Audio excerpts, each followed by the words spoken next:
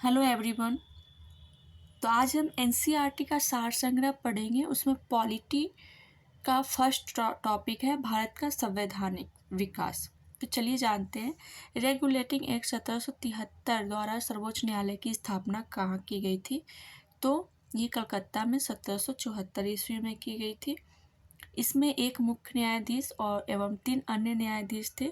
मुख्य न्यायाधीश का नाम था सर एलिजा इम्फे। क्या नाम था? Sir Elijah Impey. इस अधिनियम द्वारा बंगाल के गवर्नर को बंगाल का गवर्नर जनरल पद नाम दिया गया था। पहले governor general Lord Warren Hastings थे। ठीक है।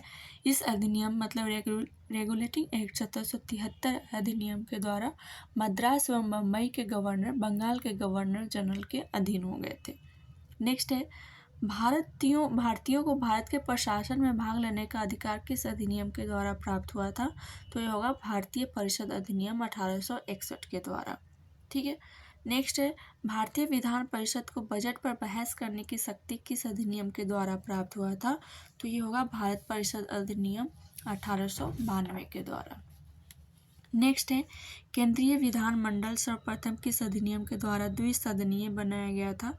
तो ये होगा 1919 के भारत शासन अधिनियम के द्वारा।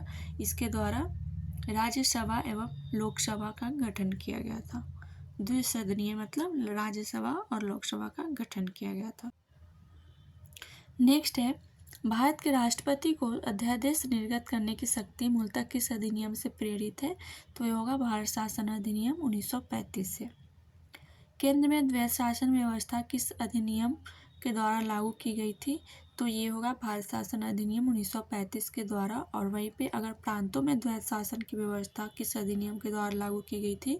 तो भारत शासन अधिनियम 1919 के द्वारा। ठीक है। और केंद्र में 1935 के द्वारा।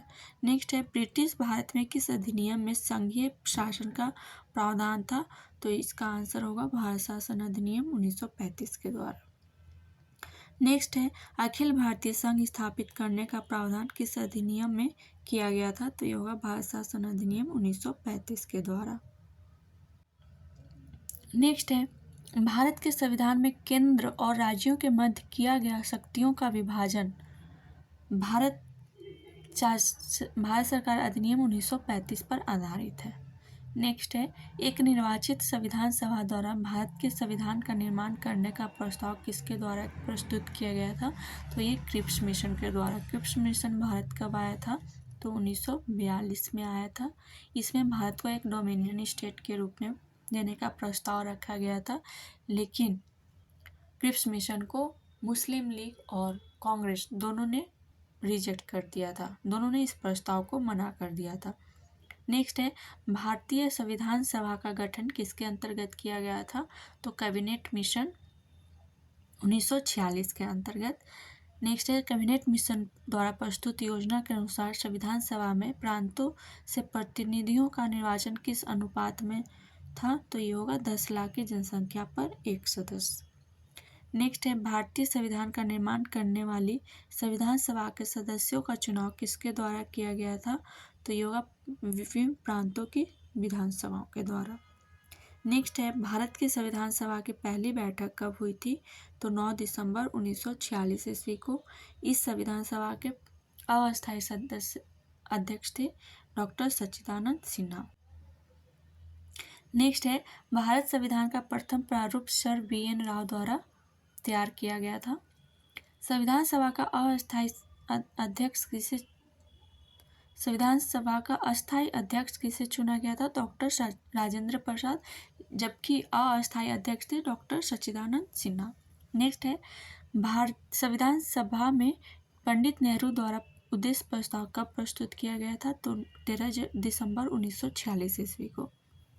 नेक्स्ट है, नेहरू द्वारा प्रस्तुत उद्देश्य प्रस्ताव संविधान सभा में कब स्वीकृत हुआ था? तो 22 जनवरी 1947 ईस्वी को। नेक्स्ट है, भारतीय संविधान के निर्माण काल में संविधान सभा के कुल कितने अधिवेशन हुए? तो टोटल 11 अधिवेशन हुए। नेक्स्ट है, भारतीय संविधान के निर्माण में संविधान सभा को कितना समय लगा?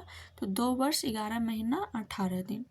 नेक्स्ट है, भारतीय संविधान सभा के संवैधानिक सलाहकार कौन थे? Sir BN Rao. नेक्स्ट है भारत की संविधान सभा ने वर्तमान में राष्ट्रीय ध्वज को कब अपनाया था? तो 22 जुलाई 1947 को। कब अपनाया था? 22 जुलाई 1947 को। संविधान सभा की प्रथम बैठक की अध्यक्षता डॉक्टर सच्चिदानंद सिन्हा ने की थी। ठीक है, और जो कि अस्थायी अध्यक्ष थे, लेकिन डॉक्टर राजेंद्र प्रसाद थे वो अस्थायी अध्यक्ष थे। नेक्स्ट है भारत का संविधान कब स्वीकार किया गया था? तो 26 नवंबर 1949 को। नेक्स्ट है भारतीय संविधान पूर्णतः कब लागू हुआ था? तो 26 जनवरी 1950 को। नेक्स्ट है 9 दिसंबर 1946 को संविधान सभा की प्रथम बैठक हुई, जिसमें डॉक्टर सच्चिदानंद सिन्हा को अस्थायी अध्यक्ष तथा 11 दिसंबर 1946 को डॉक्टर राजेंद्र प्रसाद को अस्थायी अध्यक्ष चुना गया।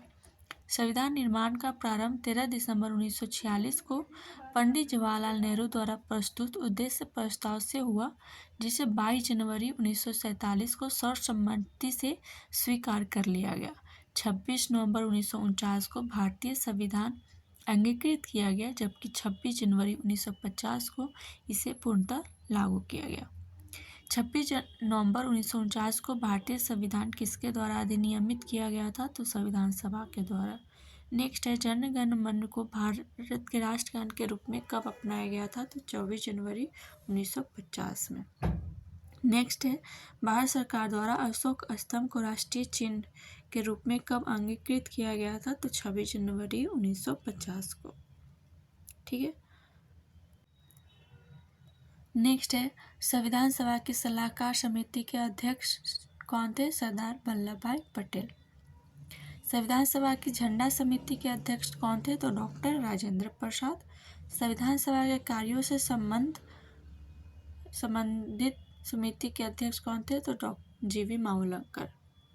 नेक्स्ट है डॉक्टर बी.आर. अम्बेडकर की अध्यक्षता में संविधान सभा की प्रारूप समिति में 6 अन्य सदस्य थे। एन गोपाला स्वामी आयंगर, डॉक्टर के मुंशी, बी.एल. मित्रा, बाद में इनके स्थान पर एन माधवराव, अल्लादी कृष्णा स्वामी अय्यर, सैयद मोहम्मद सादुल्ला तथा डी.पी. खेतान, बाद में इनके स्थान पर टी.टी. कृष्णमाचारी थे। संविधान सभा ने डॉक्टर बी.आर. अम्बेडकर की अध्यक्षता में प्रारूप समिति का गठन कब किया था? तो 29 अगस्त 1947 को। कब किया था? 29 अगस्त 1947 को।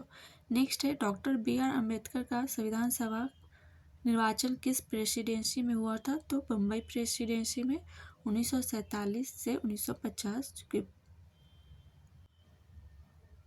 तो आज के लिए इतना ही। चलिए मिलते हैं नेक्स्ट डे नेक्स्ट टॉपिक में। ठीक है, आप इसको बार बार रिवीजन कीजिएगा, याद कीजिएगा, ये एग्ज़ाम के पॉइंट ऑफ व्यू से बहुत बहुत इम्पोर्टेंट है। धन्यवाद।